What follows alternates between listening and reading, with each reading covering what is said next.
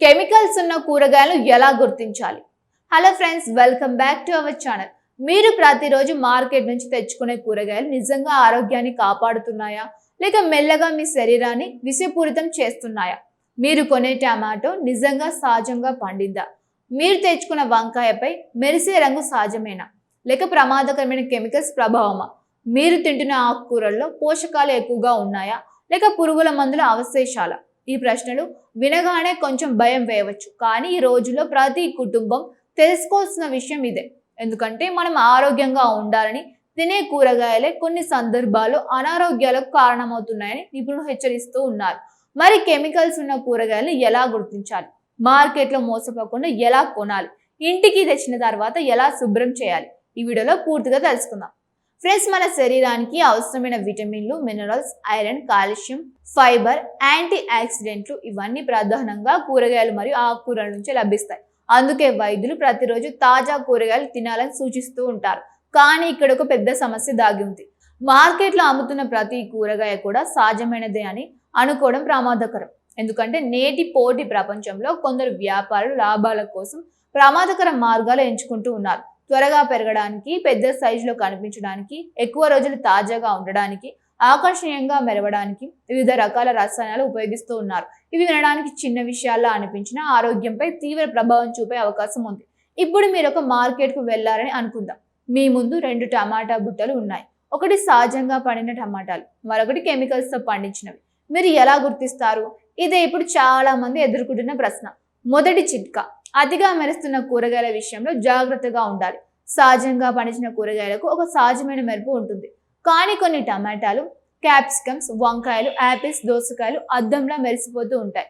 కానీ కొన్నిసార్లు ఈ మెరుపు వెనుక మైనపు పూతలు లేదా ఇతర రసాయనాలు కూడా ఉండే అవకాశం ఉంటుంది. ఫ్రెండ్స్, ఒకసారి ఆలోచించండి. ప్రకృతిలో పండే ప్రతి పంట, ప్రతి కూరగాయ ఒకేలా ఉంటుంది. కొన్ని చిన్నవిగా ఉంటాయి, కొన్ని పెద్దవిగా ఉంటాయి. రంగులో కూడా కొంత తేడా ఉంటుంది. ఇదే సహజత్వం. కానీ మార్కెట్లో ఒక బుట్టలో ఉన్న అన్ని టమాటాలు ఒకే రంగులో, ఒకే సైజులో, ఒకే ఆకారంలో ఉంటే అనుమానం రావాలి. ఎందుకంటే ప్రకృతి అలా పనిచేయదు. అలాంటి కూరగాయలు రసాయనాల సహాయంతో పెంచబడి ఉండే అవకాశం ఉంటుంది. ఇప్పుడు మరో ముఖ్యమైన అంశం, అదే సీజన్. మన పెద్దలు ఎప్పుడూ కాలానికి తగిన ఆహారం తినమని చెప్పేవారు. దానికి శాస్త్రీయంగా కారణం ఉంది. ఏ కూరగాయ ఏ కాలంలో సహజంగా పండుతుందో ఆ కాలంలోనే తింటే పోషకాలు ఎక్కువగా లభిస్తాయి. కానీ ఇప్పుడు 12 నెలలు అన్ని కూరగాయలు అందుబాటులో ఉంటున్నాయి. ఇక్కడ సమస్య మొదలవుతుంది. ఆఫ్ సీజన్లో కూరగాయలు నిల్వ చేయడానికి, పాడవకుండా ఉంచడానికి, త్వరగా పెంచడానికి కొన్ని రసాయనాలు ఉపయోగించే అవకాశం ఉంటుంది. అందుకే వీలైనంత వరకు సీజనల్ కూరగాయలను ఎంచుకోవడం మంచిది.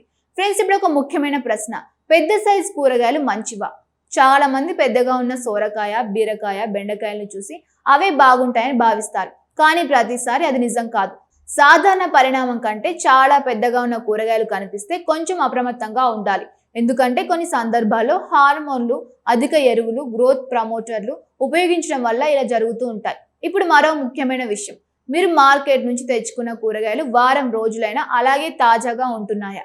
అయితే ఒకసారి ఆలోచించండి. సహజంగా పండిన కూరగాయలు 2-3 రోజుల్లోనే క్రమంగా వాడిపోతాయి. ఇది సహజ ప్రక్రియ. కానీ కొన్ని కూరగాయలు చాలా రోజుల పాటు అలాగే మెరుస్తూ ఉంటాయి. దీనికి కారణం ప్రిజర్వేటివ్స్ లేదా మైనపు పూతలు అయ్యే అవకాశం ఉండవచ్చు.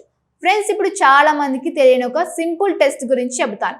కొన్ని కూరగాయలను కడిగేటప్పుడు లేదా కోసేటప్పుడు చేతికి రంగు అంటుకుంటే వెంటనే జాగ్రత్త పడాలి. ఎరుపు, ఆకుపచ్చ, ఊదా వంటి రంగులు చేతికి వస్తే అవి కృత్రిమ రంగులు అయ్యే అవకాశం ఉంటుంది. అలాంటి కూరగాయలను ఉపయోగించకూడదు. ఇప్పుడు చాలా మంది అడిగే ప్రశ్న: మార్కెట్లో పూర్తిగా కెమికల్స్ తిని కూరగాయలు దొరకడం కష్టమే. అయితే మనం ఏం చేయాలి? ఇక్కడే సరైన శుభ్రపరిచే పద్ధతులు ఉపయోగపడతాయి. మొదటి పద్ధతి: ఉప్పు నీరు. ఇంటికి తెచ్చిన కూరగాయలను సాధారణ నీటితో ఒకసారి కడగాలి. తర్వాత ఉప్పు లేదా కల్లుప్పు కలిపిన నీటిలో కనీసం 20 నుంచి 30 నిమిషాలు నానబెట్టాలి. ఆ తర్వాత మళ్ళీ 2-3 సార్లు శుభ్రమైన నీటితో కడగాలి. ఇలా చేయడం వల్ల ఉపరితలంపై ఉన్న చాలా పురుగుల మందుల అవశేషాలు తగ్గే అవకాశం ఉంటుంది. రెండవ పద్ధతి: బేకింగ్ సోడా. ఒక పెద్ద గిన్నెలో నీరు తీసుకుని కొద్దిగా బేకింగ్ సోడా కలపాలి. ఇందులో కూరగాయలను 15 నిమిషాలు ఉంచాలి. ఆ తర్వాత బాగా కడగాలి. పరిశోధనల ప్రకారం కొన్ని రకాల పురుగుల మందుల అవశేషాలను తొలగించడంలో ఇది సహాయపడవచ్చు. మూడో పద్ధతి: తొక్క తీసి వాడడం. ముఖ్యంగా దోసకాయ, క్యారెట్, బీట్రూట్, సోరకాయ వంటి కూరగాయలు రసాయన అవశేషాలు ఎక్కువగా బయట పొరపై ఉండే అవకాశం ఉంటుంది. అందుకే బాగా కడిగి అవసరమైతే పై తొక్క తొలగించి ఉపయోగించడం మంచిది. ఫ్రెండ్స్, ఇప్పుడు స్మార్ట్ షాపింగ్ గురించి మాట్లాడుకుందాం. ఆరోగ్యాన్ని కాపాడుకోవాలంటే మార్కెట్లోనే సరైన నిర్ణయం తీసుకోవాలి. స్థానికంగా పండిన కూరగాయలను ఎంచుకోండి.